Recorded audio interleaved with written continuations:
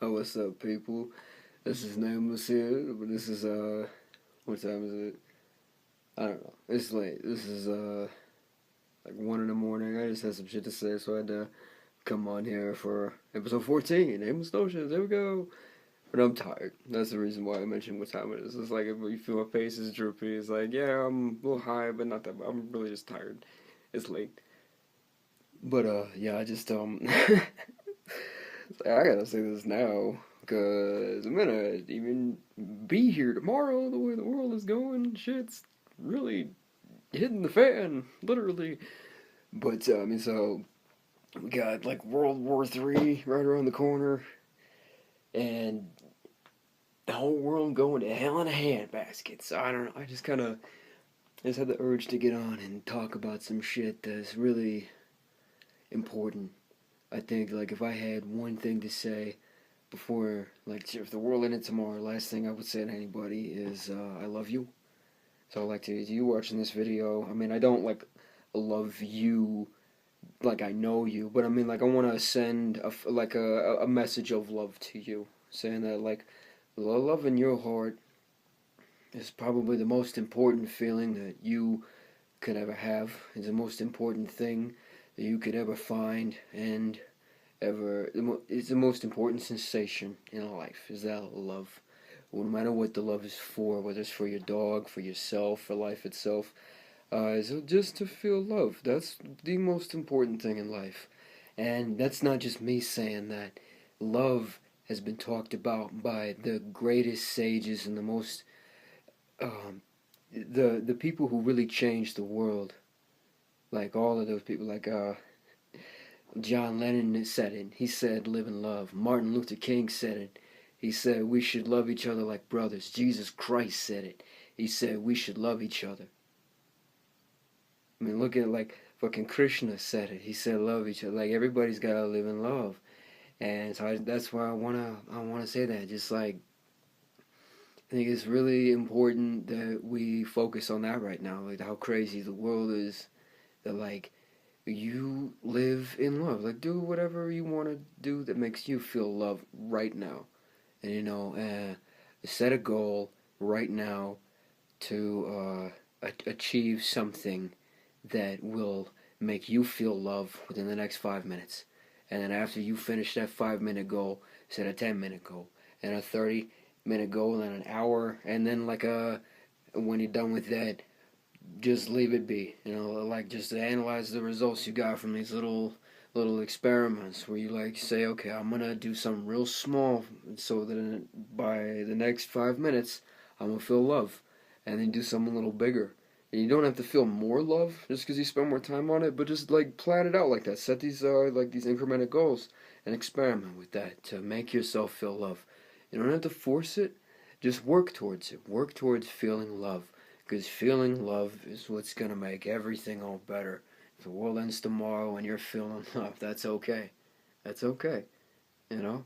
I have to say that. Because it's like we can try to stop any like cataclysmic event, any negative thing that happens. We can stop that with love, by feeling love. But, if people want to if everybody wants to blow the world up, we might not be able to stop that. So we might as well just live in love while the shit goes kaboom. I mean, at least that would be a happy ending.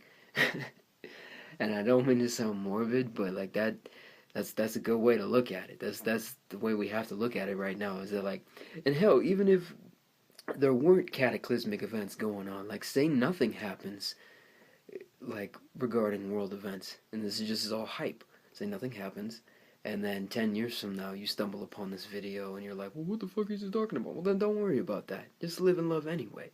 The important thing here is live in love. That's the most powerful thing, the most powerful tool in the human emotional toolbox. Like, emotions are not weaknesses if you learn to master them. They are powerful tools. You can use them to your advantage. And love is the most powerful one in your entire arsenal. Like, your left brain analyzes logic and can only process a very small amount of data. Logic and straightforward thinking is a very small amount of data. Like in terms of like like measurable data, like megabytes, gig, blah blah blah. Like the logical side of the brain only measures like comparable to 5 bytes of information. That's like a handful, one piece of paper's worth of information. And then like the right side of the brain, the emotional side. This was like what a doctor was telling me, a psychologist was telling me about this. How like what each side of the brain is capable of analyzing different amounts of information for different reasons, and the emotional side of the brain is capable of analyzing and processing millions of bytes of information. I mean, it's like small, tiny, teeny bit compared to millions of bits. It's like so the emotional side of your brain is so much more powerful than your logical side, and your time incremented, like no, not your time incremented, but like it it's difficult to explain because I'm not an expert on this. But what this psychologist was telling me is that like the right side of the brain, the emotional, artistic side, is more powerful than the left as far as the amount of information that it can process. That means that as far as your brain, using your brain as a tool, your emotions are one of the most powerful things that you could utilize and access and start to use to your advantage. And like I said, love is the most powerful of these emotions. Love is the strongest vibration. When you go into energy science and you learn the vibrational frequencies, love operates at the highest frequency. We've measured that. And I don't want to go into, you can look that up for yourself if you want. Like, but yeah, see, just keep saying love, love, love. That's what all the greatest people in history said. Like Mother Teresa said love. The Beatles said love. Jimi Hendrix said love. Gandhi said love. Um, I, I'm having trouble thinking of like better examples, and I was like, I, I've put out some pretty good examples. I think it's just live in love. I'm saying that. I think that you should set goals for yourself that allow you to succeed in love. Like do what you love, do what makes you feel loved. That's the most important thing any of us could do right now. And on that note, I want to slightly change topic, but still just on the note of love. It's like don't just do things for your own self love. I mean, we need to stand united as people. We need to start coming together as people. Let me just say that. Even if it doesn't reach anybody's ears, I think it's important that we do that. Let's just make an effort to stand united. No pun intended, because I'm kind of referring to this whole United Airlines scandal. How, like, I think it's really, really fascinating how, like, a lot of people all over the world are, like, banding together against this airline because they beat the crap out of that guy. That's so bad. You don't do that to a customer. Like if you're at a job where people are paying you money for a service, you do not beat them unless you're in like a fetish sex house and they're paying you to beat them. Like that's the only time beating them is okay. Like, oh, seriously, you don't beat the customer unless they're paying you to do that. You paid for a flight, you fly him, you send that metal tube in the sky, you land it safely, done. That's it. That's all you got to do at that job. And they beat him. So it's like everyone's banding together about that. Everyone's outraged by that. It's like people in America are banding together, people all in China are banding together. It's like these are the two world superpowers. I think maybe fuck what the governments want to do with each other. Like it's got to be America versus China and World War III. Like I don't really know what the sides are. Who knows what the sides are gonna be if this shit all goes to war? Like if it's gonna be Russia and America and China and Syria and North Korea and all the other countries that are going at in World War III. If that happens, if this is the stage that it's about to go down, I mean, how about we as people, before any of that happens, focus on this united thing and say, well, if we can basically take down a company overnight, because I mean, like, the reaction to this United scandal was so powerful that, like, we've demolished that company overnight. Like, they're fucking. I can't think of a good word for it, but they're embarrassed, ashamed. They've been completely publicly ridiculed. The internet is shaming them in every kind of thinkable meme. I mean, like when you fuck up so bad that you become the #1 meme for the week, like that's a thing. And it's like the memes aren't praising United. They're making them look so bad, and they have to answer for that. They have to fix this nightmare. They're fucked. If they could come back from this, they're like, good luck. And it's probably only gonna get worse because the more people that find out about this, the worse it's gonna get with all the memes. People are just gonna keep bashing them because that's not cool. You don't beat the customers. It's like my point here.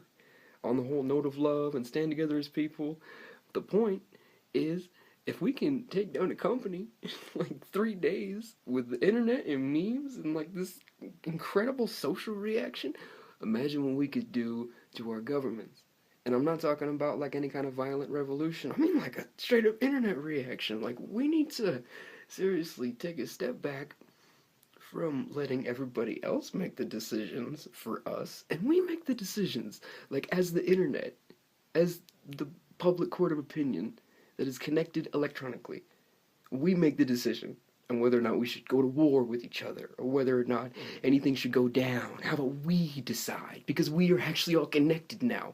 The whole point of government was letting a representative decide because people couldn't talk to each other. They were so far apart. They were miles and miles apart with no internet, no phones. But we have like fucking phones and text messaging and Snapchat and Instagram and YouTube and fucking Facebook, and we can connect over the internet and Google. Why don't we all confer with each other?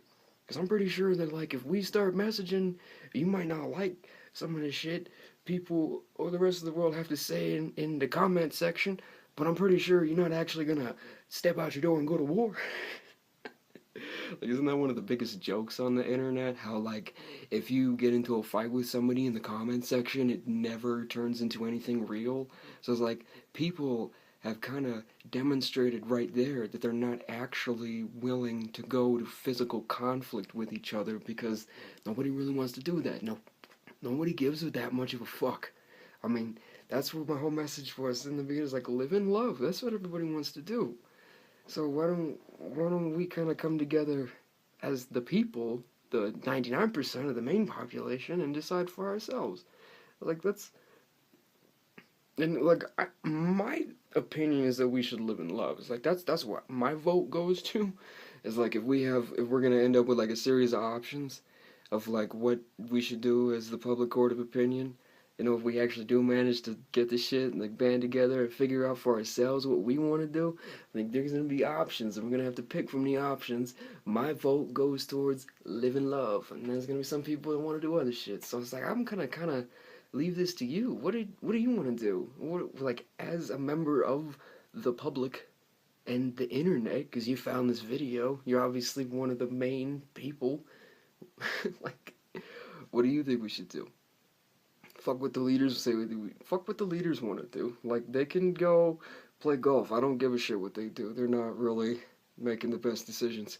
I don't care if you support them or like them or what. Like, whoever, wherever country you live in, whoever your respective leader is, like, they might be a nice person, but they really shouldn't make your decisions for you. Why don't you pull your bootstraps up and be a straight backboned Homo sapien, and we all decide together as people for our own damn selves, because we have the internet and we can do that. And again, yeah, my vote goes for love. I think we should all... And then, like, that's the other thing about standing united, like the second half, my second point, that's a possibility. That may never even happen. No one may ever even see this. This may never even come to fruition. But if you do kind of agree with what I was saying there, then do that. Be a part of that, of deciding for yourself what you want to do, like, as a member of the world. So, and you know, my advice is to live in love. Like, the best thing you could choose to do is to live in love and set some goals for yourself, some day-to-day, minute-to-minute, month-to-month, year-to-year goals, all kind of different goals that put you in a place of love, that put you in a place of gratitude and appreciation for who you're around, because you love the people you're around. Go be around the people you love. Go do the things you love. All that, love, love, love. That's the most important thing. Like, that's my message to you. And it's not just my message to you. I was trying to say, like, examples of people that, you know, kind of had a point when it came to love. Like, Jesus Christ said that we should live in love. I think, like, any of you Christians out there that are not living in love, you're being a bit of a hypocrite, because that was your teacher's main message. live in love. Like, the Christianity is the main religion of the world, and there should be no world problems. You Christians should be out there in martyrdom, spreading love the way Christ did, if you really believe in his teachings. Because I've read the Bible, and I've listened to many different gospel sermons where, like, that's what the preacher's telling everybody to do, and that's what Christians talk about, what they say they like to do, and it's like, well, there's so many of you. How come there's still problems in the world? How come there's all these homeless people that you're not feeding? You Christians feed the homeless. That's what Christ said. Anyway, no, yeah, just live in love. And let's come together as people and decide what we want to do. Instead of letting the world blow up in World War III. Let's not go down that road. No, yeah, live in love. Love, love, love. Yeah.